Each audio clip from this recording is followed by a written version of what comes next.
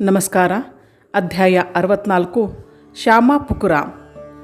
1885 September ಪ್ರಾರಂಭದಲ್ಲಿ ಶ್ರೀರಾಮಕೃಷ್ಣರು ಶ್ಯಾಮಾಪುಕುರಕ್ಕೆ ಬಂದರು. ಆ ಮನೆಯ ಕೆಳಗಡೆ ಅಂತಸ್ತಿನಲ್ಲಿ 2 ದೊಡ್ಡ ಕೋಣೆಗಳು ಮತ್ತು 2 ಸಣ್ಣ ಕೋಣೆಗಳು ಇದ್ದವು. ಒಂದು ಕೋಣೆಯನ್ನು ಕೂಡುವ ಕೋಣೆಯಂತೆ ಉಪಯೋಗಿಸಿದರು. ಮತ್ತೊಂದು ಕೋಣೆಯಲ್ಲಿ ಶ್ರೀರಾಮಕೃಷ್ಣರಿದ್ದರು. ಉಳಿದ 2 ಕೋಣೆಗಳಲ್ಲಿ ಒಂದರಲ್ಲಿ ಭಕ್ತರು ಮಲಗುತ್ತಿದ್ದರು, ಇನ್ನೊಂದರಲ್ಲಿ ಶ್ರೀ ಶಾರದಾದೇವಿಯವರು ಅಲ್ಲಿಗೆ ಬಂದಾಗ ಕೆಲವು ವೇಳೆ ಮಲಗುತ್ತಿದ್ದರು.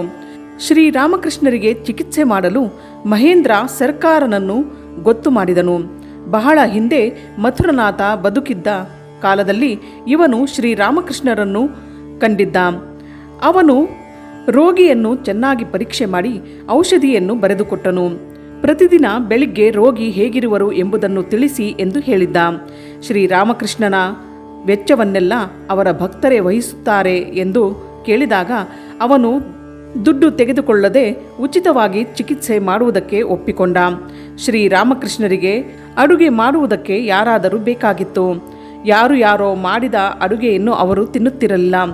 ಇವರ ಶರೀರ ಧರ್ಮವನ್ನು ತಿಳಿದುಕೊಂಡು ಅದಕ್ಕೆ ಸರಿಯಾಗಿ ಅಡುಗೆ ಮಾಡುತ್ತಿದ್ದವರೆಂದರೆ ಇದುವರೆಗೆ ಶಾರದಾದೇವಿಯರೊಬ್ಬರೇ. ಈ ಹೊಸ ಮನೆಯಲ್ಲಿ ಹೆಂಗಸರಾರೂ ಇರಲಿಲ್ಲ. ಅವರು ಬಂದರೆ ಕಷ್ಟವಾಗುವುದು. ಅವರು ಹೇಗೆ ಈ ಮನೆಯಲ್ಲಿ ಇರುತ್ತಾರೆ ಎಂಬುದೇ ಒಂದು ಸಮಸ್ಯೆಯಾಯಿತು.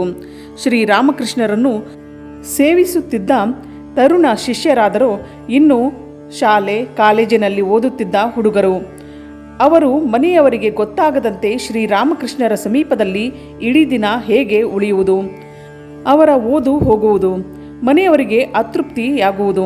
ಶ್ರೀರಾಮಕೃಷ್ಣರ ಹಿರಿಯ ಗೃಹಸ್ಥ ಭಕ್ತರಾದರೂ ತಮ್ಮ ಹೊಟ್ಟೆಪಾಡಿಗೆ ಸಣ್ಣ ಪುಟ್ಟ ಕೆಲಸಗಳಲ್ಲಿ ಹೊರಗೆ ನಿರತರಾಗಿದ್ದರು. ಅವರು ದಿನದಲ್ಲಿ ಸ್ವಲ್ಪ ಹೊತ್ತು ಮಾತ್ರ ಬಂದು ನೋಡಿಕೊಂಡು ಹೋಗಲು ಸಾಧ್ಯವಾಗುತ್ತಿತ್ತು. ದಿನವೆಲ್ಲ ಅಲ್ಲಿ ಕಳೆಯುವುದಕ್ಕೆ ಆಗುವುದಿಲ್ಲ. ಅಂತೂ ಶ್ರೀರಾಮಕೃಷ್ಣರ ಊಟ ಉಪಚಾರಗಳಿಗೆ ಶಾರದಾ ದೇವಿಯರಾದರೂ ಬಂದರೆ ಮೇಲೆನಿಸಿತು. ಆದರೆ ಅವರದು ಬಹಳ ಲಜ್ಜಾ ಪ್ರಕೃತಿ. ಈ ತರುಣ ಹುಡುಗರ ಮಧ್ಯದಲ್ಲಿ ಅವರು ಇರುವುದಕ್ಕೆ ಒಪ್ಪುತ್ತಾರೋ ಇಲ್ಲವೋ ಗೊತ್ತಿಲ್ಲ.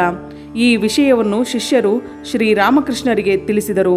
ಪರಿಸ್ಥಿತಿಯನ್ನು ಶಾರದಾದೇವಿಯವರಿಗೆ ತಿಳಿಸಿ ಅವರು ಬರುವುದಕ್ಕೆ ಒಪ್ಪಿಕೊಂಡು ಬಂದರೆ ಬರಲಿ ಎಂದು ಶ್ರೀರಾಮಕೃಷ್ಣರು ಸಲಹೆ ಕೊಟ್ಟರು. ಇಲ್ಲಿಯೂ ಶ್ರೀರಾಮಕೃಷ್ಣರು ಬಲಾತ್ಕಾರವಾಗಿ ಅವರು ಬಂದೇ ಬರಲಿ ಎನ್ನುವುದಿಲ್ಲ. ಇದು ಶಾರದಾದೇವಿಯವರಿಗೆ ಬಿಟ್ಟದ್ದು, ಬರುವುದು ಬಿಡುವುದು ಅವರ ಪಾಲಿಗೆ ಸೇರಿದ್ದು ಎಂದು ಹೇಳಿದರು. ಅದರಂತೆಯೇ ದಕ್ಷಿಣೇಶ್ವರದಲ್ಲಿದ್ದ ಶಾರದಾದೇವಿಯವರಿಗೆ ಹೇಳಿ ಕಳುಹಿಸಿದರು. ಶ್ರೀ ಶಾರದಾದೇವಿಯವರದೇನೋ ಲಜ್ಜಾ ಸ್ವಭಾವ. ಅವರಾಗಿ ಮುಂದುವರೆದು ಯಾವುದಕ್ಕೂ ಹೋಗುತ್ತಿರಲಿಲ್ಲ.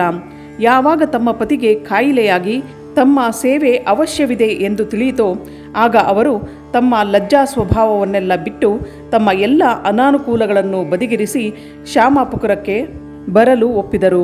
ಸುತ್ತಲೂ ಗಂಡಸರಿಂದ ತುಂಬಿರುತ್ತಿದ್ದ ಆ ಮನೆಯಲ್ಲಿ ಶ್ರೀ ಶಾರದಾದೇವಿಯವರು ಹೇಗೆ 3 ತಿಂಗಳು ಇದ್ದರೋ ಅದನ್ನು ಊಹಿಸುವುದಕ್ಕೂ ಕಷ್ಟವಾಗಿತ್ತು. ಆ ಮನೆಯಲ್ಲಿ ಇದ್ದದ್ದು ಒಂದೇ ಸ್ನಾನದ ಮನೆ. ಬೆಳಿಗ್ಗೆ 3 ಗಂಟೆಗೆ ಎದ್ದು ಸ್ನಾನ ಮಾಡಿ ಮನೆ ಉಪ್ಪರಿಗೆ ಮೇಲಿದ್ದ ಒಂದು ಸಣ್ಣ ಕೋಣೆಗೆ ಹೋಗುತ್ತಿದ್ದರು. ಅದು ಅಡುಗೆ ಮನೆ. ಅಲ್ಲಿ ಅಡುಗೆ ಮಾಡುತ್ತಿದ್ದರು. ಅಡುಗೆಯೆಲ್ಲ ಆದ ಮೇಲೆ ಲಟು ಮತ್ತು ದೊಡ್ಡ ಗೋಪಾಲ ಇವರ ಮೂಲಕ ಶ್ರೀರಾಮಕೃಷ್ಣರಿಗೆ ಅಡುಗೆ ಆಗಿದೆ ಎಂದು ಹೇಳಿ ಕಳುಹಿಸುತ್ತಿದ್ದರು. ಶ್ರೀರಾಮಕೃಷ್ಣರ ಬಳಿ ಯಾರೂ ಇಲ್ಲದೆ ಇದ್ದರೆ ತಾವೇ ಅಡುಗೆಯನ್ನು ಅವರಿಗೆ ತೆಗೆದುಕೊಂಡು ಹೋಗಿ ಬಡಿಸುತ್ತಿದ್ದರು. ಯಾರಾದರೂ ಜನರಿದ್ದರೆ ಇತರರ ಕೈಯಲ್ಲಿ ಕಳುಹಿಸುತ್ತಿದ್ದರು. ಊಟವಾದ ಮೇಲೆ ಅಡುಗೆ ಮನೆಯಲ್ಲೇ ಅವರು ಸ್ವಲ್ಪ ವಿಶ್ರಾಂತಿಯನ್ನು ಪಡೆಯುತ್ತಿದ್ದರು.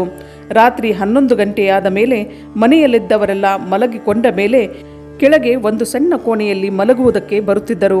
ಶ್ರೀರಾಮಕೃಷ್ಣರು ಗುಣಮುಖರಾಗುವರು ಎಂಬ ಒಂದೇ ಉದ್ದೇಶದಿಂದ ತಮ್ಮ ಅನಾನುಕೂಲ ಕಷ್ಟಗಳನ್ನೆಲ್ಲ ಬದಿಗಿಟ್ಟು ಸೇವೆ ಮಾಡುತ್ತಿದ್ದರು. ಅವರು ತಮ್ಮ ಕೆಲಸವನ್ನು ಮೌನವಾಗಿ ಮಾಡಿಕೊಂಡು ಹೋಗುತ್ತಿದ್ದರು. ಪ್ರಶಾಂತ ಚಿತ್ತರಾಗಿ ಯಾವಾಗಲೂ ಇರುತ್ತಿದ್ದರು. ಆ ಮನೆಗೆ ಬಂದು ಹೋಗುವ ಗಂಡಸರಿಗೆ ಯಾರಿಗೂ ಅವರು ಈ ಮನೆಯಲ್ಲಿ ಇದ್ದಾರೆ ಎಂಬುದು ಗೊತ್ತಾಗುತ್ತಿರಲಿಲ್ಲ. ಶ್ರೀರಾಮಕೃಷ್ಣರ ಊಟ ಉಪಚಾರಗಳಿಗೇನೋ ಶಾರದಾದೇವಿಯವರಿದ್ದರು. ರಾತ್ರಿ ಅವರನ್ನು ನೋಡಿಕೊಳ್ಳುವುದಕ್ಕೆ ಯಾರಾದರೂ ಬೇಕಲ್ಲ. ನರೇಂದ್ರನಾಥನೇ ಈ ಕೆಲಸವನ್ನು ವಹಿಸಿಕೊಂಡರು. ರಾತ್ರಿಯ ಹೊತ್ತು ಅವನು ಅಲ್ಲಿ ತಂಗುತ್ತಿದ್ದನು. ನರೇಂದ್ರ ಮುಂದೆ ಬಂದುದನ್ನು ನೋಡಿ ದೊಡ್ಡ ಗೋಪಾಲ, ಕಾಳಿ, ಶಶಿ ಇವರುಗಳು ಮುಂದೆ ಬಂದರು. ನರೇಂದ್ರ ತನ್ನ ಮಾತುಗಳ ಮೂಲಕ ಅವರನ್ನೆಲ್ಲ ಆಕರ್ಷಿಸಿದ್ದ. ಗುರು ಸೇವೆಗೆ ಇದೇ ಸದಾವಕಾಶ ಎಂದು ಹೇಳಿದ.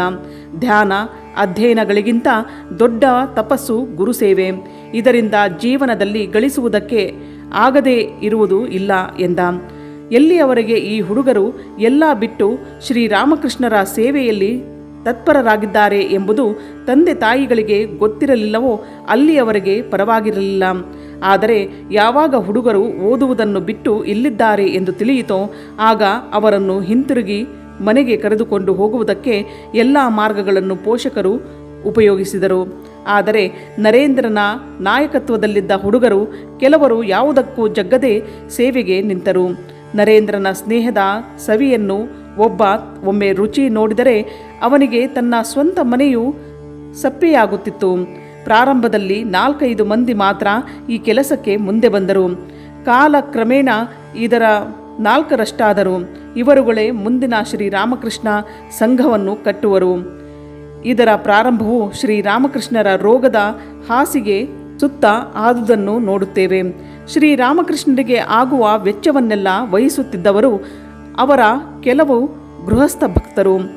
ಅವರು ವೈದ್ಯರಿಂದ ಈ ಕಾಯಿಲೆ ಗುಣವಾಗುವುದೇ ಕಷ್ಟ, ಒಂದು ವೇಳೆ ಗುಣವಾದರೂ ಇದು ಬಹಳ ಕಾಲ ಹಿಡಿಯುವುದು ಎಂಬುದನ್ನು ಅರಿತರು. ಇಷ್ಟೊಂದು ಕಾಲ ಅವರನ್ನು ನೋಡಿಕೊಳ್ಳುವುದಕ್ಕೆ ದುಡ್ಡು ಎಲ್ಲಿಂದ ಬರಬೇಕು? ಶ್ರೀರಾಮಕೃಷ್ಣರನ್ನು ಚಿಕಿತ್ಸೆಗಾಗಿ ಕಲ್ಕತ್ತೆಗೆ ಕರೆತಂದ ಗೃಹಸ್ಥ ಭಕ್ತರಲ್ಲಿ ಯಾರೂ ತಾವೊಬ್ಬರೇ ಅವರ ಎಲ್ಲ ಖರ್ಚನ್ನು ವಹಿಸಿಕೊಳ್ಳುವಷ್ಟು ಶ್ರೀಮಂತರಾಗಿರಲಿಲ್ಲ. ಅವರಿಗೆ ಇದ್ದದ್ದು ಸಣ್ಣ ಪುಟ್ಟ ಕೆಲಸ. ಅದರಿಂದ ಬರುತ್ತಿದ್ದ ವರಮಾನದಿಂದ ಸಂಸಾರ ನಡೆಸಿಕೊಂಡು ಹೋಗುವುದೇ ಕಷ್ಟವಾಗಿತ್ತು. ಆದರೂ ಆ ಭಕ್ತರು ತಮ್ಮ ಖರ್ಚುಗಳನ್ನೆಲ್ಲ ಕಡಿಮೆ ಮಾಡಿಕೊಂಡು ಶ್ರೀರಾಮಕೃಷ್ಣರ ಖರ್ಚಿಗೆ ಕೊಡುತ್ತಿದ್ದರು. ಅವರ ಚಿಕಿತ್ಸೆಗಾಗಿ ಎಷ್ಟಾದರೂ ಖರ್ಚಾಗಲಿ, ಎಷ್ಟು ದಿನಗಳಾದರೂ ಆಗಲಿ ಚಿಂತೆಯಿಲ್ಲ. ತಾವು ಹೇಗಾದರೂ ಆ ಹಣವನ್ನು ಒದಗಿಸಬೇಕೆಂದು ಸಂಕಲ್ಪ ಮಾಡಿಕೊಂಡರು. ಕೆಲವರು ತಮ್ಮ ಮನೆಯನ್ನು ಆಧಾರಕ್ಕೆ ಇಟ್ಟು ಸಾಲ ತರಲು ಸಿದ್ಧರಾಗಿದ್ದರು. ಕೆಲವರು ತಮ್ಮ ಹೆಂಡತಿಯ ಒಡವೆಗಳನ್ನು ಮಾರುವುದಕ್ಕೆ ಸಿದ್ಧರಾಗಿದ್ದರು. ತಾವು ಮಾಡುತ್ತಿದ್ದ ಖರ್ಚನ್ನು ಹೇಗೋ ಕಡಿಮೆ ಮಾಡಿ ಹಣ ಉಳಿಸಿ ಶ್ರೀರಾಮಕೃಷ್ಣರ ಖರ್ಚಿಗೆ ಕೊಟ್ಟರು. ತಮ್ಮ ಸಂಸಾರಕ್ಕೆ ಏನಾದರೂ ವಿಪತ್ತು ಬಂದರೆ ಅದನ್ನು ಎದುರಿಸುವುದಕ್ಕೆ ಹೇಗೆ ಒಬ್ಬ ಏನನ್ನೂ ಬೇಕಾದರೂ ಮಾಡಲು ಸಿದ್ಧನಾಗಿರುವನು, ಅದನ್ನೆಲ್ಲ ಗೃಹಸ್ಥ ಭಕ್ತರು ಮಾಡಿದರು.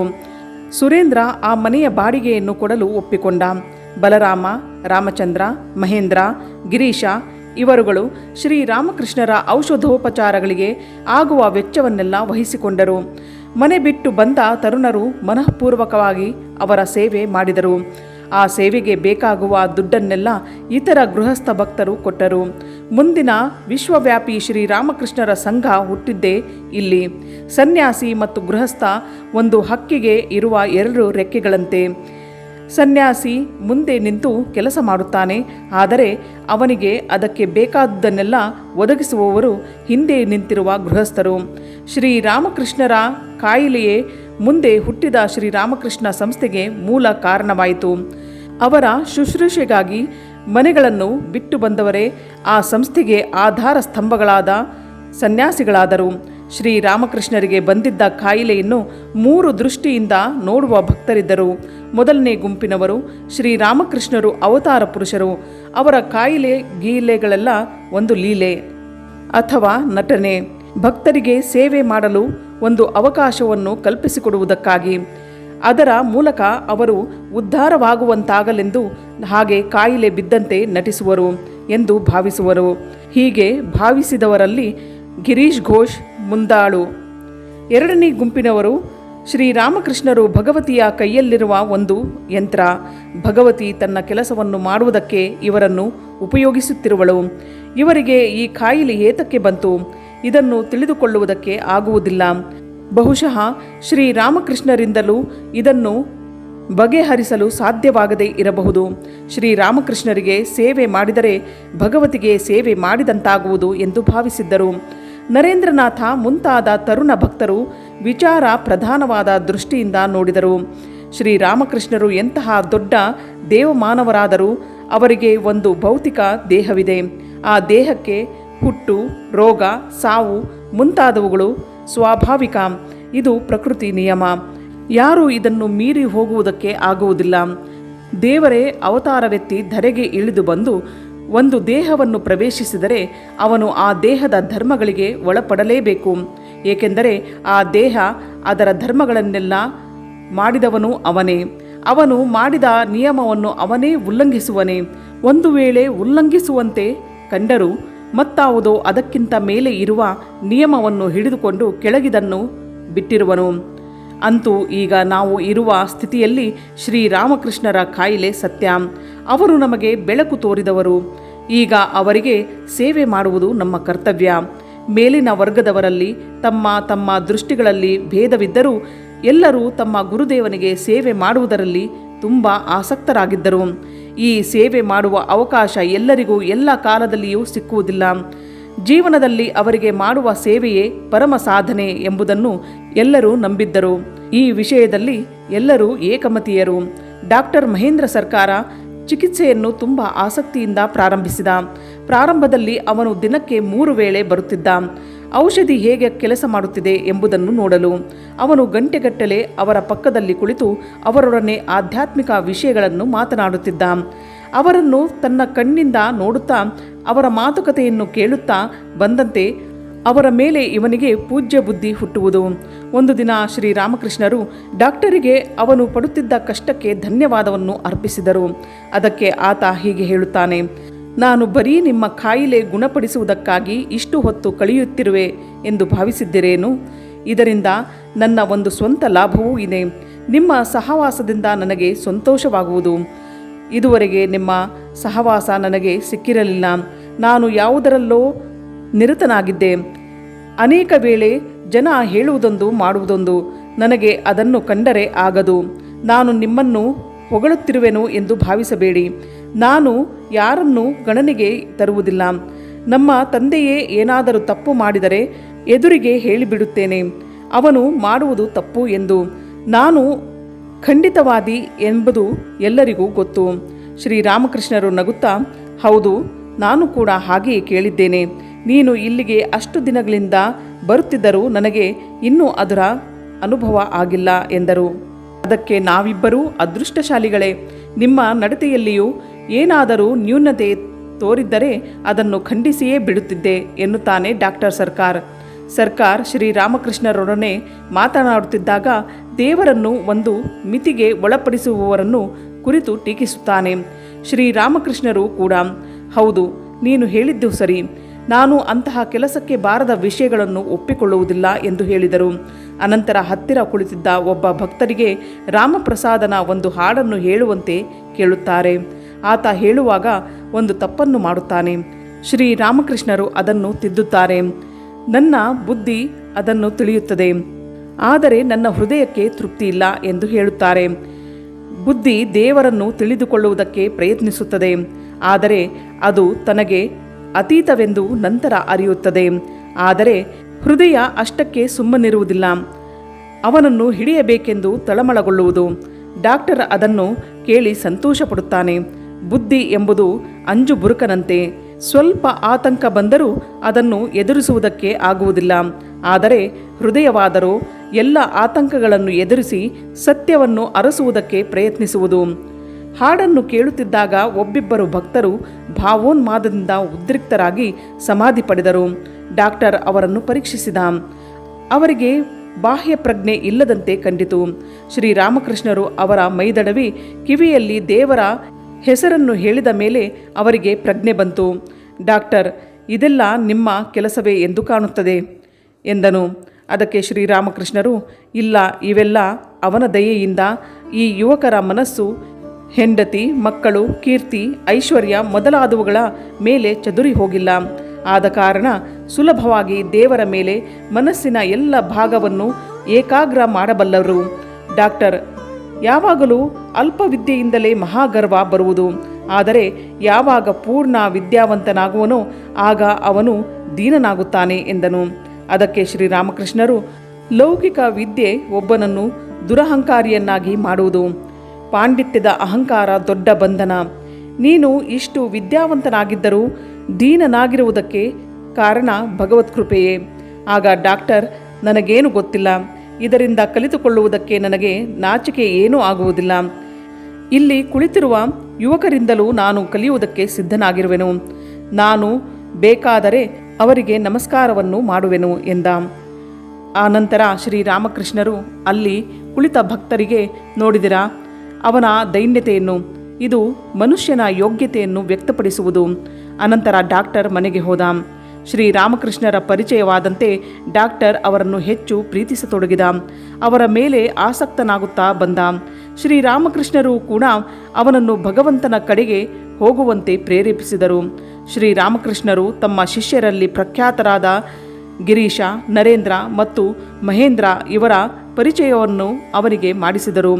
ಡಾಕ್ಟರ್ ಗಿರೀಶ್ ಚಂದ್ರನ ಬುದ್ಧನ ಜೀವನ ಮತ್ತು ಇನ್ನೂ ಇತರ ನಾಟಕಗಳನ್ನು ನೋಡಿದ. ನರೇಂದ್ರನಾಥನ ಮಾತುಕತೆಯನ್ನು ಕೇಳಿ ಡಾಕ್ಟರ್ ತುಂಬ ಆಕರ್ಷಿತನಾದ. ಒಂದು ದಿನ ಅವನನ್ನು ತನ್ನ ಮನೆಗೆ ಊಟಕ್ಕೆ ಕರೆದ. ಅನಂತರ ಶ್ಯಾಮಪುರದಲ್ಲಿ ಶ್ರೀರಾಮಕೃಷ್ಣರ ಸಮ್ಮುಖದಲ್ಲಿ ನರೇಂದ್ರ ಹಾಡಿದ. ಅದನ್ನು ಕೇಳಿ ಡಾಕ್ಟರಿಗೆ ತುಂಬ ಸಂತೋಷವಾಯಿತು. ನರೇಂದ್ರನನ್ನು ಅವನು ಬಿಗಿದಪ್ಪಿ ಅವನಿಗೆ ಆಶೀರ್ವದಿಸಿದನು. ಅನಂತರ ಆತ ಶ್ರೀರಾಮಕೃಷ್ಣರಿಗೆ ಹೀಗೆ ಹೇಳುತ್ತಾನೆ, ಇಂತಹ ಒಬ್ಬ ಯುವಕ ಆಧ್ಯಾತ್ಮಿಕ ಜೀವನವನ್ನು ಕೈಗೊಂಡಿರುವುದನ್ನು ನೋಡಿದರೆ ಮನಸ್ಸಿಗೆ ಎಷ್ಟೋ ಸಂತೋಷವಾಗುವುದು. ಇವನೊಂದು ರತ್ನದಂತೆ. ಇವನು ಜೀವನದಲ್ಲಿ ಯಾವ ಕಾರ್ಯಕ್ಷೇತ್ರದಲ್ಲೂ ಇರಲಿ ಅವನು ಬೆಳಗುತ್ತಾನೆ. ಶ್ರೀರಾಮಕೃಷ್ಣರು ತಮ್ಮ ಸಮ್ಮತಿಯನ್ನು ತೋರುತ್ತಾ ಅದ್ವೈತ ಗೋಸ್ವಾಮಿ ಹೃತ್ಪೂರ್ವಕವಾಗಿ ಪ್ರಾರ್ಥನೆ ಮಾಡಿದ ಪರಿಣಾಮವಾಗಿ ದೇವರು ಗೌರಾಂಗನಂತೆ ಅವತಾರ ಮಾಡಬೇಕಾಯಿತು ಎನ್ನುತ್ತಾರೆ. ಅದರಂತೆಯೇ ನೀವು ಈಗ ನೋಡುವುದೆಲ್ಲ ತಮ್ಮನ್ನು ತೋರುತ್ತಾ ಅವನಿಗಾಗಿ ಎಂದರು. 2 ತಿಂಗಳ ಕಾಲ ಚಿಕಿತ್ಸೆ ಮಾಡಿದರೂ ಕಾಯಿಲೆ ಏನೂ ವಾಸಿಯಾಗಲಿಲ್ಲ. ಔಷಧಿಯಿಂದ ಏನು ಪ್ರಯೋಜನವಾಗಲಿಲ್ಲ. ಡಾಕ್ಟರ್ ಔಷಧಿಗಿಂತ ಪಥ್ಯಕ್ಕೆ ಹೆಚ್ಚು ಪ್ರಾಮುಖ್ಯತೆ ಕೊಟ್ಟು ಈಗ ವೈದ್ಯರು ತುಂಬ ಮುತುವರ್ಜಿ ವಹಿಸಿ ಚಿಕಿತ್ಸೆ ಮಾಡಲು ಯತ್ನಿಸಿದರು. ಆತ ಶ್ರೀರಾಮಕೃಷ್ಣರನ್ನು ಎಷ್ಟು ಪ್ರೀತಿಸುತ್ತಿದ್ದನೋ ಅವರ ಸೇವೆ ಮಾಡುತ್ತಿದ್ದ ಎಲ್ಲರನ್ನೂ ಅಷ್ಟೇ ಪ್ರೀತಿಸತೊಡಗಿದ. ಆದರೆ ಅವರು ಅಷ್ಟೊಂದು ಗೌರವವನ್ನು ಶ್ರೀರಾಮಕೃಷ್ಣರಿಗೆ ಕೊಡುತ್ತಿದ್ದುದು ಇವನಿಗೆ ಸರಿ ತೋರಲಿಲ್ಲ. ದೇವರಿಗೆ ನಮ್ಮ ಎಲ್ಲ ಭಕ್ತಿ ಪ್ರೀತಿಗಳನ್ನು ಅರ್ಪಿಸಬೇಕೆಂಬುದನ್ನು ಒಪ್ಪೋಣ. ಆದರೆ ಅನಂತನಾದ ದೇವರು ಒಬ್ಬ ಮನುಷ್ಯನಂತೆ ಅವತಾರ ಮಾಡುತ್ತಾರೆ ಎಂಬುದನ್ನು ನಾನು ಒಪ್ಪುವುದಿಲ್ಲ ಎನ್ನುತ್ತಾನೆ ಡಾಕ್ಟರ್. ಅವನು ಯಶೋದೆಗೆ, ಮೇರಿಗೆ, ಶಚಿಗೆ ಮಗನಾಗಿ ಹುಟ್ಟುತ್ತಾನೆ ಎಂಬುದನ್ನು ಅರ್ಥ ಮಾಡಿಕೊಳ್ಳುವುದಕ್ಕೆ ಆಗುವುದಿಲ್ಲ ಎಂದನು. ಅದನ್ನು ಕೇಳಿ ಶ್ರೀರಾಮಕೃಷ್ಣರು, ಅದು ಬುಡವಿಲ್ಲದ್ದು. ಕೆಲವು ವೇಳೆ ಮತಾಂಧರಾದ ಭಕ್ತರು ವ್ಯಕ್ತಿಗೆ ಪ್ರಾಮುಖ್ಯತೆ ಕೊಟ್ಟು ತತ್ವವನ್ನು ಮರೆತು ದೊಡ್ಡ ಗೊಂದಲವನ್ನು ಎಬ್ಬಿಸುತ್ತಾರೆ ಎಂಬುದೇನೋ ನಿಜ. ಆದರೆ ಅವತಾರ ಸತ್ಯವನ್ನು ಇದು ಬದಲಾಯಿಸಲಾರದು ಎಂದರು. ಸುರೇಂದ್ರನಾಥ ಪ್ರತಿ ವರ್ಷವೂ ದುರ್ಗಾ ಪೂಜೆ ಸಮಯದಲ್ಲಿ ಶ್ರೀರಾಮಕೃಷ್ಣರನ್ನು ತನ್ನ ಮನೆಗೆ ಕರೆದುಕೊಂಡು ಹೋಗುತ್ತಿದ್ದ. ಆದರೆ ಈ ಸಲ ಅವರ ಅನಾರೋಗ್ಯದ ನಿಮಿತ್ತ ಅವರನ್ನು ಕರೆದುಕೊಂಡು ಹೋಗದೇ ಇರುವುದಕ್ಕಾಗಿ ತುಂಬ ವ್ಯಥೆಪಟ್ಟ. 2ನೇ ದಿನದ ಪೂಜೆಯ ಸಾಯಂಕಾಲ ಶ್ರೀರಾಮಕೃಷ್ಣರ ಕೋಣೆಯಲ್ಲಿ ನರೇಂದ್ರ, ಡಾಕ್ಟರ್ ಸರ್ಕಾರ್ ಮುಂತಾದವರೆಲ್ಲ ಇದ್ದರು. ನರೇಂದ್ರ ಹಾಡುತ್ತಿದ್ದ. ಎಲ್ಲರೂ ಭಕ್ತಿ ಭಾವದಲ್ಲಿದ್ದರು. ಶ್ರೀರಾಮಕೃಷ್ಣರು ಪದೇ ಪದೇ ಸಮಾಧಿಗೆ ಹೋಗುತ್ತಿದ್ದರು. ಸಾಯಂಕಾಲ 7:15 ಗಂಟೆ ಆಯಿತು. 2ನೇ ದಿನದ ಪೂಜೆಯ ಅತ್ಯಂತ ಪವಿತ್ರವಾದ ಕಾಲ ಅದು. ಡಾಕ್ಟರ್ ಹೋಗುವುದಕ್ಕೆ ಎದ್ದು ನಿಂತ. ಅವನನ್ನು ಬೀಳ್ಕೊಡಲು ಶ್ರೀರಾಮಕೃಷ್ಣರು ಎದ್ದು ನಿಂತರು. ತಕ್ಷಣವೇ ಮತ್ತೆ ಸಮಾಧಿಸ್ಥರಾದರು. ಡಾಕ್ಟರ್ ಅಲ್ಲೇ ಕುಳಿತ. ಅವರಿಗೆ ಏನಾಗುವುದೋ ನೋಡೋಣ ಎಂದು. ಇದು ಪವಿತ್ರ ಕಾಲವಾದುದರಿಂದ ಅವರು ಹೀಗೆ ಸಮಾಧಿಸ್ಥರಾದರೆಂದು ಭಕ್ತರು ಭಾವಿಸಿದರು. ಅರ್ಧ ಗಂಟೆಯಾದ ಮೇಲೆ ಶ್ರೀರಾಮಕೃಷ್ಣರು ಸಮಾಧಿಯಿಂದ ಕೆಳಗಿಳಿದರು. ಆ ಸಮಯದಲ್ಲಿ ಏನು ಕಂಡರೋ ಅದನ್ನು ಹೇಳುತ್ತಾರೆ. ಇಲ್ಲಿಂದ ಸುರೇಂದ್ರನ ಮನೆಯವರಿಗೆ ಒಂದು ಜ್ಯೋತಿರ್ಪಥವನ್ನು ಕಂಡೆ. ಸುರೇಂದ್ರನ ಭಕ್ತಿಯಿಂದ ಭಗವತಿಯು ವಿಗ್ರಹದ ಮೂಲಕ ಆವಿರ್ಭೂತಳಾಗಿದ್ದಾಳೆ. ಅವಳ 3ನೇ ಕಣ್ಣು ಕಾಂತಿಯನ್ನು ಚೆಲ್ಲುತ್ತಿತ್ತು. ಅವಳ ಮುಂದೆ ದೀಪಗಳೆಲ್ಲ ಬೆಳಗುತ್ತಿದ್ದವು. ಸುರೇಂದ್ರ ಅಂಗಳದಲ್ಲಿ ಕುಳಿತುಕೊಂಡು ಕಣ್ಣೀರನ್ನು ಸುರಿಸುತ್ತಿದ್ದ. ನೀವು ಹೋಗಿ ಅವನನ್ನು ಸಮಾಧಾನ ಮಾಡಿ ಎಂದು ಭಕ್ತರಿಗೆ ಹೇಳಿದರು. ಅದರಂತೆಯೇ ನರೇಂದ್ರನಾಥ ಮತ್ತು ಇತರ ಭಕ್ತರು ಸುರೇಂದ್ರನ ಮನೆಗೆ ಹೋದಾಗ ಎಲ್ಲವೂ ಶ್ರೀರಾಮಕೃಷ್ಣರು ಹೇಳಿದಂತೆಯೇ ಇದ್ದವು. ಶ್ರೀರಾಮಕೃಷ್ಣರಿಗೆ ಸಮಾಧಿ ಬಂದಿದ್ದಾಗ ಡಾಕ್ಟರ್ ಸರ್ಕಾರ್ ಮತ್ತು ಅವರೊಡನೆ ಇದ್ದ ಇನ್ನೊಬ್ಬ ಡಾಕ್ಟರ್ ಅವರ ಹೃದಯವನ್ನು ಸ್ಟೆಥಾಸ್ಕೋಪ್ನ ಮೂಲಕ ಪರೀಕ್ಷೆ ಮಾಡಿದರು. ಆಗ ಹೃದಯ ಚಲನೆ ನಿಂತು ಹೋಗಿತ್ತು. ಅವರ ಕಣ್ಣಿನ ಗುಡ್ಡೆಯನ್ನು ಕೈಯಿಂದ ಮುಟ್ಟಿದಾಗ ಯಾವ ಪ್ರತಿಕ್ರಿಯೆಯೂ ಕಾಣಬರಲಿಲ್ಲ. ವಿಜ್ಞಾನದ ಮೂಲಕ ಇದನ್ನು ವಿವರಿಸುವುದಕ್ಕೆ ಅಸಾಧ್ಯ ಎಂದು ಒಪ್ಪಿಕೊಂಡರು. 3 ವಾರಗಳಾದರೂ ಶ್ರೀರಾಮಕೃಷ್ಣರ ಆರೋಗ್ಯದಲ್ಲಿ ಯಾವ ಬದಲಾವಣೆಯೂ ಕಾಣಲಿಲ್ಲ. ಅಷ್ಟು ನಿತ್ರಾಣವಾಗಿದ್ದರೂ ಅವರು ಆನಂದಭರಿತರಾಗಿದ್ದರು. ಶ್ರೀರಾಮಕೃಷ್ಣರಿಗೆ ಪ್ರಿಯವಾದ ಕಾಳಿ ಪೂಜೆ ಸಮೀಪಿಸಿತು. ದೇವೇಂದ್ರ ಶ್ರೀರಾಮಕೃಷ್ಣರ ಸಮ್ಮುಖದಲ್ಲಿ ಅದನ್ನು ಮಾಡಬೇಕು ಎಂದು ಇಚ್ಛಿಸಿದ. ಆದರೆ ಇತರ ಭಕ್ತರು ಅದನ್ನು ಒಪ್ಪಲಿಲ್ಲ. ಶ್ರೀರಾಮಕೃಷ್ಣರಿಗೆ ಭಾವೋದ್ದೀಪನೆಯಾಗಿ ಬಹಳ ಕಷ್ಟಕ್ಕೆ ಇಟ್ಟುಕೊಳ್ಳುವುದು ಎಂದರು. ಅದಕ್ಕಾಗಿ ಪೂಜೆ ಮಾಡುವುದನ್ನು ಬಿಟ್ಟರು. ಆದರೆ ಕಾಳಿ ಪೂಜೆ ಬರುವುದಕ್ಕೆ 1 ದಿನ ಮುಂಚೆ ಶ್ರೀರಾಮಕೃಷ್ಣರು ಕೆಲವು ಭಕ್ತರಿಗೆ ಸರಳವಾದ ರೀತಿಯಲ್ಲಿ ಕಾಳಿ ಪೂಜೆ ಮಾಡುವುದಕ್ಕೆ ಆಣಿಯಾಗಿ ಎಂದರು. ಎಲ್ಲರೂ ಇದನ್ನು ಮೆಚ್ಚಿದರು. ಕೆಲವು ಮುಖ್ಯ ವಸ್ತುಗಳನ್ನು ತಂದರು. ಶ್ರೀರಾಮಕೃಷ್ಣರು ಈ ವಿಷಯವಾಗಿ ಮತ್ತೇನನ್ನು ಹೇಳಲಿಲ್ಲ. ಪೂಜೆಯ ದಿನ ಸಂಜೆ 7 ಗಂಟೆಗೆ ಪೂಜಾ ಸಾಮಗ್ರಿಗಳನ್ನು ಶ್ರೀರಾಮಕೃಷ್ಣರ ಕೋಣೆಯಲ್ಲಿ ಅಣಿ ಮಾಡಿದರು. ಹಿಂದಿನ ವರ್ಷಗಳಲ್ಲಿ ಶ್ರೀರಾಮಕೃಷ್ಣರೇ ಹೂವಿನಿಂದ ಕಾಳಿ ಮಾತೆಯನ್ನು ಪೂಜಿಸುತ್ತಿದ್ದರು. ಈ ಸಲವೂ ಅವರೇ ಪೂಜೆ ಮಾಡುತ್ತಾರೆ ಎಂದು ಭಾವಿಸಿದರು. ಭಗವತಿಯ ಮುಂದೆ ದೀಪವನ್ನು ಹಚ್ಚಿದರು, ಧೂಪವನ್ನು ಹಾಕಿದರು. ಶ್ರೀರಾಮಕೃಷ್ಣರು ಏನು ಹೇಳುತ್ತಾರೋ ಎಂದು ಭಕ್ತರು ಅವರ ಸಮ್ಮುಖದಲ್ಲಿ ಕುಳಿತರು. ಕೆಲವರು ಧ್ಯಾನ ಮಾಡುತ್ತಿದ್ದರು. ಕೋಣೆಯಲ್ಲಿ ಸುಮಾರು 30ಕ್ಕೂ ಹೆಚ್ಚು ಜನರಿದ್ದರೂ ಅಲ್ಲಿ ಸ್ವಲ್ಪವೂ ಗದ್ದಲವಿರಲಿಲ್ಲ. ಭಕ್ತರಲ್ಲಿ ಗಿರೀಶನೂ ಇದ್ದ. ಅವನಿಗೆ ಶ್ರೀರಾಮಕೃಷ್ಣರು ಸುಮ್ಮನೆ ಕುಳಿತಿರುವುದನ್ನು ನೋಡಿ ಆಶ್ಚರ್ಯವಾಯಿತು. ತಕ್ಷಣವೇ ಅವನಿಗೆ ಈ ಭಾವನೆ ಹೊಳೆಯಿತು. ಶ್ರೀರಾಮಕೃಷ್ಣರು ತಮಗಾಗಿ ದೇವಿಯನ್ನು ಪೂಜೆ ಮಾಡಬೇಕಾಗಿಲ್ಲ, ಆದರೆ ಕೇವಲ ಭಕ್ತಿಗಾಗಿ ಪೂಜೆ ಮಾಡಬಹುದಲ್ಲ. ಹಾಗಿದ್ದರೆ ಏತಕ್ಕೆ ಮಾಡುತ್ತಿಲ್ಲ? ಭಗವತಿಯನ್ನು ತಮ್ಮ ಮೂಲಕ ಭಕ್ತರು ಆರಾಧಿಸಲಿ ಎಂದು ಅವಕಾಶವನ್ನು ಕೊಟ್ಟಿರುವರೇನೋ ಎಂದು ಯೋಚಿಸಿದ. ಅದೇ ಇರಬಹುದು ಎಂದು ನಿಶ್ಚಯಿಸಿದ.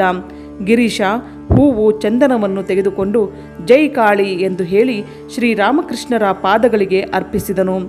ಇದನ್ನು ನೋಡುತ್ತಲೇ ಶ್ರೀರಾಮಕೃಷ್ಣರು ಸಮಾಧಿಗೆ ಹೋದರು. ಅನಂತರ ಮಹೇಂದ್ರನು ಹಾಗೆಯೇ ಮಾಡಿದನು. ಅನಂತರ ರಾಖಾಲ ಬಂದ. ಅವನಾದ ಮೇಲೆ ಅಲ್ಲಿ ಕುಳಿತ ಭಕ್ತರೆಲ್ಲ ಹೂವು ಚಂದನದಿಂದ ಶ್ರೀರಾಮಕೃಷ್ಣರನ್ನು ಪೂಜಿಸಿದರು. ಆ ಹೊತ್ತಿಗೆ ಶ್ರೀರಾಮಕೃಷ್ಣರ ದೇಹ ಮಾರ್ಪಾಡಾಗಿತ್ತು. ಅವರ ಮುಖ ಕಾಂತಿಯಿಂದ ಆವೃತವಾಯಿತು. ದೈವಿ ಮಂದಹಾಸ ಅವರ ಮೊಗದಲ್ಲಿ ಮೂಡಿತು.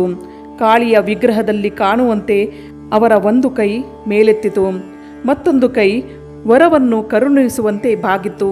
ಕಾಳಿಕ ಮಾತೆಯೇ ಅವರ ಮೂಲಕ ವ್ಯಕ್ತವಾದಳು ಅವರ ಭಕ್ತರಿಗೆ. ಆನಂದ ಭರಿತರಾಗಿ ಎಲ್ಲರೂ ಜಯಕಾರ ಮಾಡಿದರು. ಶ್ರೀರಾಮಕೃಷ್ಣರಿಗೆ ಪ್ರಜ್ಞೆ ಬಂದ ಮೇಲೆ ಭಗವತಿಗೆ ಕೊಡಬೇಕಾಗಿದ್ದ ನೈವೇದ್ಯವನ್ನು ಮುಂದೆ ಇಟ್ಟರು. ಶ್ರೀರಾಮಕೃಷ್ಣರು ಅದನ್ನು ಸ್ವೀಕರಿಸಿ ಎಲ್ಲರಿಗೂ ಜ್ಞಾನ ಭಕ್ತಿ ಬರಲೆಂದು ಆಶೀರ್ವದಿಸಿದರು. ಪ್ರಸಾದವನ್ನು ಭಕ್ತರು ತಿಂದು ರಾತ್ರಿಯೆಲ್ಲ ಭಗವತಿಯ ಕೀರ್ತನೆಯನ್ನು ಮಾಡಿದರು.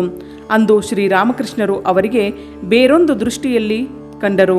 ಶ್ರೀರಾಮಕೃಷ್ಣರ ದೇಹದ ಮೂಲಕವಾಗಿ ಎಲ್ಲ ದೇವದೇವಿಯರು ಆವಿರ್ಭವಿಸುತ್ತಿದ್ದರು. ದಿನ ಕಳೆದಂತೆ ಶ್ರೀರಾಮಕೃಷ್ಣರ ಕಾಯಿಲೆ ಗುಣಮುಖವಾಗಲಿಲ್ಲ. ಬರಬರುತ್ತಾ ಅವರು ಕ್ಷೀಣವಾಗುತ್ತಿದ್ದರು. ಆದರೆ ಜನ ಬರುವುದು ಜಾಸ್ತಿಯಾಗತೊಡಗಿತು. ಶ್ರೀರಾಮಕೃಷ್ಣರು ಕಣ್ಮರೆಯಾಗುವುದಕ್ಕೆ ಮುಂಚೆ ಅವರನ್ನು ಒಮ್ಮೆ ಹೋಗಿ ನೋಡಿ ಬಿಡೋಣ ಎಂಬ ಕುತೂಹಲ ಜಾಸ್ತಿಯಾಗತೊಡಗಿತು.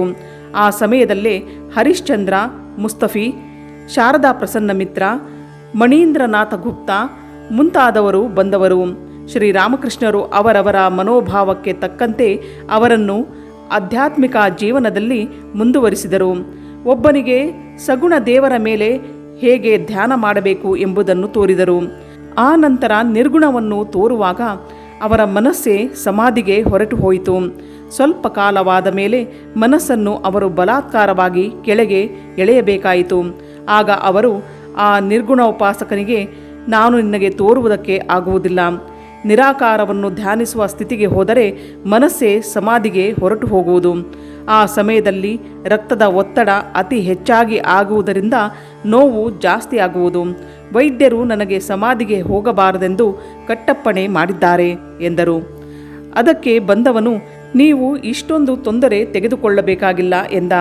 ಅದಕ್ಕೆ ಶ್ರೀರಾಮಕೃಷ್ಣರು, ನಿನಗೆ ಅಭ್ಯಾಸ ಮಾಡುವುದಕ್ಕೆ ಏನಾದರೂ ಸಾಧ್ಯವಾಗುವಂತಹದನ್ನು ಹೇಳಬೇಕೆಂದು ಪ್ರಯತ್ನಪಟ್ಟೆ ಎಂದರು. ಆ ಸಮಯದಲ್ಲಿ ಅಕ್ಟೋಬರ್ 31ನೇ ತಾರೀಕು 1885ರಲ್ಲಿ ಕ್ವೇಕರ್ ಪಂಗಡಕ್ಕೆ ಸೇರಿದ ಪ್ರಭುದಯಾಲ್ ಮಿತ್ರ ಎಂಬುವನು ಶ್ರೀರಾಮಕೃಷ್ಣರನ್ನು ನೋಡುವುದಕ್ಕೆ ಬಂದ. ಅವನು ಉತ್ತರ ಇಂಡಿಯಾ ದೇಶದಲ್ಲಿದ್ದ. ಅವನಿಗೆ ಸುಮಾರು 35 ವರ್ಷ. ಸನ್ಯಾಸಿಯಂತೆ ಕಾಣುತ್ತಿದ್ದ. ಅವನ ಒಬ್ಬ ಅಣ್ಣನಿಗೆ ಮದುವೆ ಮಾಡುವ ದಿನವೇ ಅವನು ಮತ್ತು ಅವನ ತಮ್ಮ ಇಬ್ಬರು ತೀರಿ ಹೋದರು. ಇದರಿಂದ ಪ್ರಭು ದಯಾಲ್ಗೆ ತುಂಬ ವ್ಯಥೆಯಾಗಿ ಅಂದಿನಿಂದ ಅವನು ಸಂಸಾರವನ್ನು ತ್ಯಾಗ ಮಾಡಿದ. ಅವನು ತನ್ನ ಆಂಗ್ಲೇಯ ಉಡುಪಿನ ಹಿಂದೆ ಕಾವಿಯ ಬಟ್ಟೆಯನ್ನು ಹಾಕಿಕೊಳ್ಳುತ್ತಿದ್ದ. ಪ್ರಭು ದಯಾಲ್ ದೇವರೇ ಪ್ರತಿಯೊಂದು ವಸ್ತುವಿನ ಮೂಲಕವೂ ಕಾಣುತ್ತಿರುವುದು. ಶ್ರೀರಾಮಕೃಷ್ಣ ದೇವರು ಒಬ್ಬ, ಅವನಿಗೆ ಸಾವಿರಾರು ನಾಮಗಳಿವೆ. ಪ್ರಭುದಯಾಲ್ ಜೀಸಸ್ ಮೇರಿಯ ಮಗ ಮಾತ್ರ ಅಲ್ಲ, ಅವನು ದೇವರೇ ಆಗಿದ್ದ. ಭಕ್ತರ ಕಡೆ ನೋಡಿ, ಈಗ ಅವರು ನಿಮಗೆ ಕಾಣುವಂತೆ ಇದ್ದಾರೆ. ಮತ್ತೊಂದು ದೃಷ್ಟಿಯಿಂದ ಅವರು ದೇವರೇ ಆಗಿರುವರು. ನೀವು ಅವರನ್ನು ಪೂರ್ತಿ ತಿಳಿಯಲಾರಿರಿ. ಬಹಳ ಕಾಲದ ಹಿಂದೆ ನನಗೆ ಅವರ ದರ್ಶನವಾಗಿತ್ತು. ಈಗ ಅವರನ್ನು ಸಾಕ್ಷಾತ್ತಾಗಿ ನೋಡುತ್ತಿರುವೆನು. ಒಂದು ತೋಟದಲ್ಲಿ ನಾನು ಅವರನ್ನು ಹಿಂದೆ ದರ್ಶನದಲ್ಲಿ ಕಂಡಿದ್ದೆ. ಅವರು ಒಂದು ಎತ್ತರದ ಕಟ್ಟೆಯ ಮೇಲೆ ಕುಳಿತಿದ್ದರು, ಮತ್ತೊಬ್ಬ ನೆಲದ ಮೇಲೆ ಕುಳಿತಿದ್ದ. ಆದರೆ ಅವನು ಅಷ್ಟು ಮುಂದುವರಿದಿರಲಿಲ್ಲ. ಶ್ರೀರಾಮಕೃಷ್ಣ, ನಿನಗೆ ಏನಾದರೂ ದರ್ಶನಗಳು ಆಗುತ್ತವೆಯೇ? ಪ್ರಭುದಯಾಲ್, ನಾನು ಮನೆಯಲ್ಲಿದ್ದಾಗಲೂ ಒಂದು ಜ್ಯೋತಿಯನ್ನು ನೋಡುತ್ತಿದ್ದೆ. ಅನಂತರ ನಾನು ಜೀಸಸನ್ನು ನೋಡಿದೆ.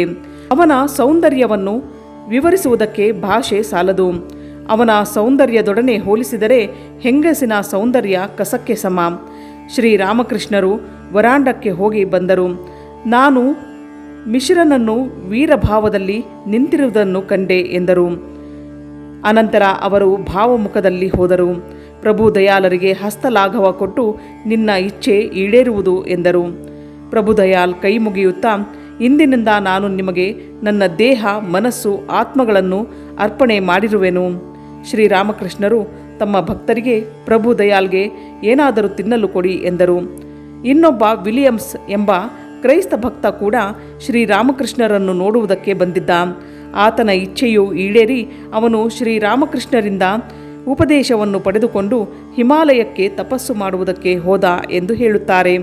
ಅಷ್ಟು ಹೊತ್ತಿಗೆ ಡಾಕ್ಟರ್ ಸರ್ಕಾರ್ ಬಂದ. ಅವನನ್ನು ನೋಡಿದೊಡನೆ ಶ್ರೀರಾಮಕೃಷ್ಣರು ಸಮಾಧಿಗೆ ಹೋದರು. ಅಲ್ಲಿಂದ ಪ್ರಕೃತಿಸ್ಥರಾಗುವಾಗ ನನಗೆ ಪ್ರಜ್ಞೆ ಇಲ್ಲ ಎಂದು ತಿಳಿದುಕೊಳ್ಳಬೇಡ ಎಂದರು ಡಾಕ್ಟರಿಗೆ. ಡಾಕ್ಟರ್, ಇಲ್ಲ, ನಿಮಗೆ ಪ್ರಜ್ಞೆ ಇದೆ ಎಂದ. ಶ್ರೀರಾಮಕೃಷ್ಣರು ಭಗವದಾನಂದ ವಿಷಯವಾಗಿ ಒಂದು ಹಾಡನ್ನು ಹಾಡಿದರು. ಡಾಕ್ಟರ್ ಅದನ್ನು ಕೇಳಿ ಪರವಶನಾದ. ಶ್ರೀರಾಮಕೃಷ್ಣರು ಭಾವ ಸಮಾಧಿಯಲ್ಲಿ ಮೇಲೆದ್ದು ತಮ್ಮ ಕಾಲುಗಳನ್ನು ಸರ್ಕಾರನ ತೊಡೆಯ ಮೇಲೆ ಇಡುತ್ತಾರೆ. ಅವರಿಗೆ ಪ್ರಪಂಚದ ಜ್ಞಾನ ಬಂದ ಮೇಲೆ ತಮ್ಮ ಕಾಲನ್ನು ತೆಗೆದುಕೊಳ್ಳುತ್ತಾರೆ. ನೀನು ಅಂದಿನಿಂದ ಹೇಳಿದ್ದು ನಿಜವಾಗಿಯೂ ತುಂಬ ಚೆನ್ನಾಗಿತ್ತು ಎನ್ನುತ್ತಾರೆ. ನಾನು ಅವಳ ತೋಳಿನಲ್ಲಿ ಇಲ್ಲವೇ? ನನ್ನ ಕಾಯಿಲೆ ವಿಷಯವಾಗಿ ಇನ್ನು ಯಾರನ್ನು ಕೇಳುವುದು? ನಾನೇನಾದರೂ ಪ್ರಾರ್ಥಿಸಬೇಕಾದರೆ ಅವಳಿಗೆ ಪ್ರಾರ್ಥಿಸುತ್ತೇನೆ. ಶ್ರೀರಾಮಕೃಷ್ಣರು ಇದನ್ನು ಹೇಳುತ್ತಿದ್ದಾಗ ಅವರು ಕಣ್ಣೀರಿನಿಂದ ತುಂಬಿದ್ದರು. ನೀನು ಪರಿಶುದ್ಧ ವ್ಯಕ್ತಿ, ಇಲ್ಲದೆ ಇದ್ದರೆ ನಾನು ನಿನ್ನನ್ನು ಮುಟ್ಟುವುದಕ್ಕೆ ಆಗುತ್ತಿರಲಿಲ್ಲ ಎಂದರು. ಅನಂತರ ಯಾರು ಭಗವಂತನ ಆನಂದವನ್ನು ಸವಿಯುವನೋ ಅವನೇ ಸಾಧು. ವಿಷಯ ಸುಖದಲ್ಲಿ ಏನಿದೆ? ಅದು ಯಾರಿಗೆ ಬೇಕು? ಭಗವಂತನ ಆನಂದದ ಸುರೆಯನ್ನು ಕುಡಿ ಎಂಬ ಹಾಡನ್ನು ಕೇಳಿದರೆ ನಾನು ಪ್ರಕೃತಿಸ್ಥನಾಗುತ್ತೇನೆ ಎಂದರು. ಒಳಗೆ ಇದ್ದ ನರೇಂದ್ರನನ್ನು ಕರೆದರು. ಅವನು ಆ ಹಾಡನ್ನು ಹಾಡಿದ. ಶ್ರೀರಾಮಕೃಷ್ಣರು ಶ್ಯಾಮಪುಕುರದಲ್ಲಿದ್ದಾಗ ತಮ್ಮ ಸೂಕ್ಷ್ಮ ದೇಹ ಸ್ಥೂಲ ದೇಹದಿಂದ ಹೊರಬಂದು ಕೋಣೆಯಲ್ಲಿ ತೂರಾಡುತ್ತಿದ್ದುದನ್ನು ನೋಡಿದರು. ಆದರೆ ಬೆನ್ನಿನ ಮೇಲೆ ಬೇಕಾದಷ್ಟು ಹುಣ್ಣುಗಳಿದ್ದವು. ಇದು ಏತಕ್ಕೆ ಹೀಗೆ ಎಂದು ಅವರು ಚಿಂತಿಸತೊಡಗಿದರು. ಅನೇಕ ಅಯೋಗ್ಯ ವ್ಯಕ್ತಿಗಳು ಅವರನ್ನು ಮುಟ್ಟಿ ಹೀಗೆ ಆಗಿದೆ ಎಂದು ಅನಂತರ ಗೊತ್ತಾಯಿತು. ಮುಟ್ಟಿದವರು ತಮ್ಮ ಪಾಪವನ್ನು ಕಳೆದುಕೊಂಡರು. ಆದರೆ ಶ್ರೀರಾಮಕೃಷ್ಣರಿಗೆ ಇವುಗಳೆಲ್ಲ ಬಂದವು. ಶ್ರೀರಾಮಕೃಷ್ಣರು ದಕ್ಷಿಣೇಶ್ವರದಲ್ಲಿದ್ದಾಗ ತಾವು ಮಾನವ ಕೋಟಿಯ ಹಿತಕ್ಕಾಗಿ ಎಷ್ಟು ಕೋಟಿ ಸಲ ಬೇಕಾದರೂ ಜನ್ಮವೆತ್ತಲು ಬರುತ್ತೇನೆ ಎಂದಿದ್ದರು.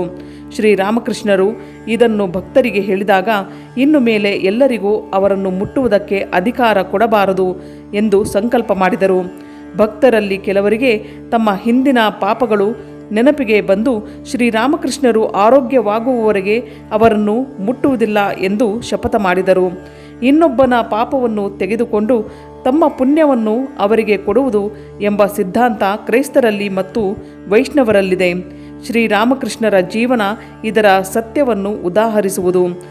ಅಪರಿಚಿತರಿಗೆ ಶ್ರೀರಾಮಕೃಷ್ಣರನ್ನು ಮುಟ್ಟಲು ಅವಕಾಶ ಕೊಡಬಾರದು ಎಂಬುದನ್ನು ಗಿರೀಶ ಕೇಳಿ, ನೀವು ಬೇಕಾದರೆ ಇದಕ್ಕೆ ಪ್ರಯತ್ನ ಪಡಬಹುದು, ಆದರೆ ನಾವು ಯಶಸ್ವಿ ಆಗುವುದಿಲ್ಲ, ಏಕೆಂದರೆ ಅವರು ಬಂದಿರುವುದೇ ಇದಕ್ಕೆ ಎಂದನು. ಅತ್ಯಂತ ಅಪರಿಚಿತರನ್ನು ಶ್ರೀರಾಮಕೃಷ್ಣರ ಬಳಿಗೆ ಬಿಡದೇ ಇದ್ದರೂ ಆಗಲೇ ಪರಿಚಿತರಾದವರನ್ನು ಬಿಡಲೇಬೇಕಾಗಿತ್ತು. ಪರಿಚಯವಿಲ್ಲದವರಾರನ್ನೂ ಶ್ರೀರಾಮಕೃಷ್ಣರ ಸಮ್ಮುಖಕ್ಕೆ ಬಿಡಬಾರದು.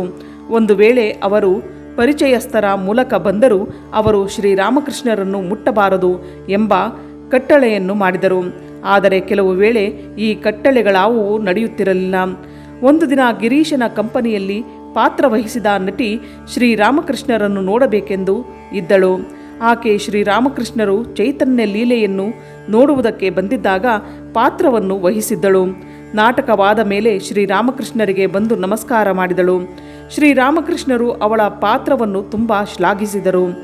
ನಟಿ ಅಂದಿನಿಂದ ಶ್ರೀರಾಮಕೃಷ್ಣರನ್ನು ದೇವರಂತೆ ಭಾವಿಸುತ್ತಿದ್ದಳು.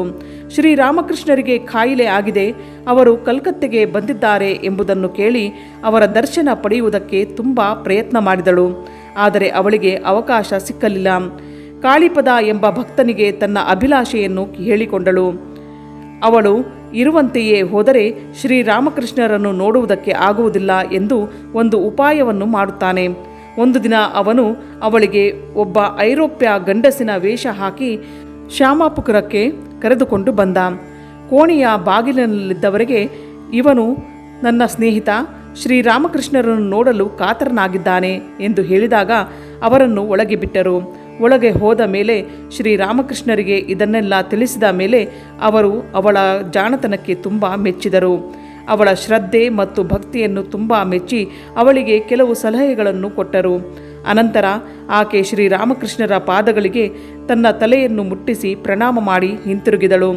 ಶ್ರೀರಾಮಕೃಷ್ಣರನ್ನು ಕಾಯುತ್ತಿದ್ದವರಿಗೆ ಸ್ವಲ್ಪ ಕೋಪವೇ ಬಂತು. ತಮಗೆ ಮೋಸ ಮಾಡಿ ಒಳಗೆ ಹೋಗಿದ್ದಾರೆ ಎಂಬುದನ್ನು ಕಂಡಾಗ. ಆದರೆ ಶ್ರೀರಾಮಕೃಷ್ಣರೇ ಅದನ್ನು ನೋಡಿ ಆನಂದಿಸಿದಾಗ ಅವರು ಎಲ್ಲವನ್ನೂ ಮರೆತರು. ಶ್ರೀರಾಮಕೃಷ್ಣರಿಗೆ ಸೇವೆ ಮಾಡುತ್ತಿದ್ದ ಅನೇಕ ಜನ ಯುವಕ ಶಿಷ್ಯರು ಶ್ರೀರಾಮಕೃಷ್ಣರಲ್ಲಿ ಬಾಹ್ಯದಲ್ಲಿ ಪ್ರಕಟವಾಗುತ್ತಿದ್ದ ಭಕ್ತಿಯ ಉದ್ವೇಗಗಳನ್ನು ನೋಡುತ್ತಿದ್ದರು. ಅಳುವುದು, ನಗುವುದು, ಬಾಹ್ಯ ಪ್ರಜ್ಞೆಯನ್ನು ಕಳೆದುಕೊಳ್ಳುವುದು, ಇವುಗಳೆಲ್ಲ ಪ್ರತಿದಿನವೂ ಅವರ ಮುಂದೆ ಆಗುತ್ತಿದ್ದವು. ಇದೇ ಆಧ್ಯಾತ್ಮಿಕ ಜೀವನದ ಸಾರ ಎಂದು ಭಾವಿಸಿ ಅದನ್ನು ಅನುಸರಿಸತೊಡಗಿದರು. ಆದರೆ ನರೇಂದ್ರ ಇವುಗಳನ್ನೆಲ್ಲ ನೋಡಿ, ಈ ಬಾಹ್ಯ ಪ್ರಕಟಣೆ ಅಲ್ಲ ಮುಖ್ಯ, ಜೀವನದಲ್ಲಿ ತ್ಯಾಗ ಮತ್ತು ವೈರಾಗ್ಯ ಮುಖ್ಯ, ಶುದ್ಧ ಚಾರಿತ್ರ್ಯ ಅತಿ ಮುಖ್ಯ ಆಧ್ಯಾತ್ಮಿಕ ಜೀವನದಲ್ಲಿ. ಅದಿಲ್ಲದೆ ಬರೀ ಹೊರಗಡೆಯ ಉದ್ವೇಗದಲ್ಲೇ ಕೊನೆಗೊಂಡರೆ ಅದೆಲ್ಲ ಮರಳ ಮೇಲೆ ಕಟ್ಟಿದ ಮನೆಯಾಗುವುದೆಂದು ಎಚ್ಚರಿಕೆ ಕೊಟ್ಟನು. ಶ್ರೀರಾಮಕೃಷ್ಣರ ಸಾಧನಾ ಸಮಯದಲ್ಲಿ ಎಂತಹ ಅದ್ಭುತ ತ್ಯಾಗ ವೈರಾಗ್ಯಗಳಿತ್ತೋ ಅದನ್ನು ಈಗ ಬಂದವರು ನೋಡಿರಲಿಲ್ಲ. ಅವರಿಗೆ ಈಗ ಅದರ ಬಾಹ್ಯ ಲಕ್ಷಣ ಒಂದೇ ಕಾಣುವುದು. ಬಾಹ್ಯವನ್ನು ಜೀವನದಲ್ಲಿ ಯಾವಾಗಲೂ ಅನುಸರಿಸುವುದು ಸುಲಭ, ಆದರೆ ತ್ಯಾಗ ವೈರಾಗ್ಯವಿಲ್ಲದೆ ಹೋದರೆ ಈ ಬಾಹ್ಯ ಉದ್ವೇಗಾದಿಗಳು ನಮ್ಮನ್ನು ನಡುನೀರಿನಲ್ಲಿ ಕೈಬಿಡುವವು. ನರೇಂದ್ರ ತರುಣ ಶಿಷ್ಯರಿಗೆ ಶ್ರೀರಾಮಕೃಷ್ಣರನ್ನು ಆದರ್ಶವಾಗಿಟ್ಟುಕೊಂಡು ಶುದ್ಧ ಚಾರಿತ್ರ್ಯ, ಧ್ಯಾನ, ಜಪ ಮುಂತಾದವುಗಳ ಮೂಲಕ ಆಧ್ಯಾತ್ಮಿಕ ಜೀವನವನ್ನು ಕಟ್ಟಬೇಕೆಂದು ಒತ್ತಿ ಒತ್ತಿ ಹೇಳುತ್ತಿದ್ದನು. ಅಧ್ಯಾಯ 64 ಮುಗಿಯಿತು.